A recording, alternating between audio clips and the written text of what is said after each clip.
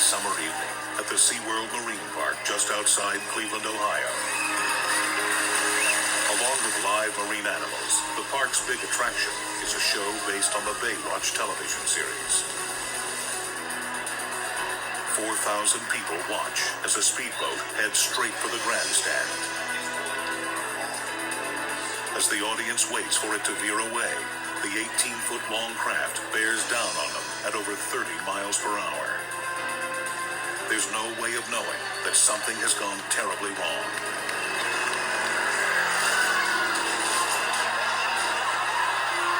For a split second, people think the crash is part of the show. Then shock turns to horror. I remember thinking it's going to stop, but it didn't. Fema Neely, her husband Frank, and their 2 young children are in the front row that day. My daughter really wanted to sit close because she wanted to get splashed. I happened to notice a gap in the front row, and we went down and squeezed in the front. But their vantage point turns out to be a dangerous choice. The 1-ton boat flies 60 feet out of the water, scraping Fema's head with a glancing blow, then crashes into the packed stands behind her. For a second, I really thought we were going to die, and then when I realized that we didn't, it's like, oh my gosh, let's get out of here, because if something was going to happen with that boat exploding, I didn't want to be under it. As emergency workers arrive, Fema tries to comfort her screaming children. She's too caught up in the chaos to notice her own injury. I did not actually realize my head hurt until probably about 4 minutes afterwards. I had an adrenaline rush, it was get out, stay alive, and get my kids, get my family. Frank Neely rushes to help victims trapped underneath the boat. People started yelling and screaming, and then it was just a mass of people just running around and just trying to get out of there, and other people were trying to help, and I guess natural reaction is go to help someone. So that's what I did. One man is in critical condition with head wounds, and 22 others, including 9 children, are injured. But miraculously, no one is killed, and Fema and her family escape with only minor cuts and bruises. An investigation begins almost immediately. A team of marine experts is led by Jim Gorman. When I first arrived on scene, the audience had already left the amphitheater area, and we were very surprised that the injuries weren't more serious. They first analyze how this high-speed stunt is supposed to work. What the audience doesn't know is that the stunt requires not 1, but 2 drivers.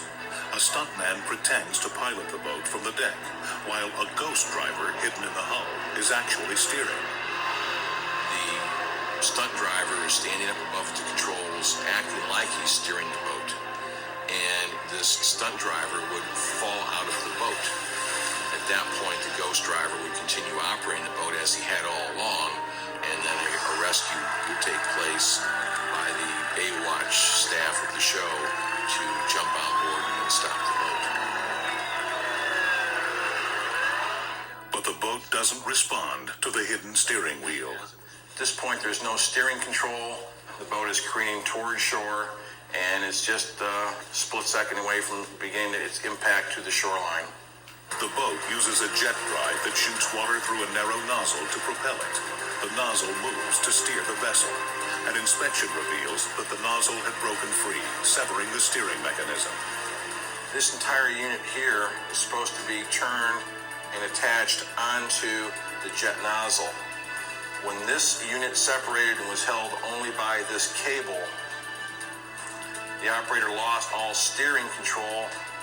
But Gorman still doesn't know why. His main suspects are a crucial metal pin and a tiny screw that should hold the steering unit in place. Both parts are missing, and Gorman wants to know if they were torn out during the crash or failed beforehand. We went back down to the grandstands. We raked to the beach. We spent hours looking for that horizontal shaft pin or the set screw to determine, when did this fall out. The parts are nowhere to be found, so Gorman begins tracing the boat's history. The previous owner supplies a photograph taken just before he sold the boat to World Entertainment, the company SeaWorld hired to stage the Baywatch performance.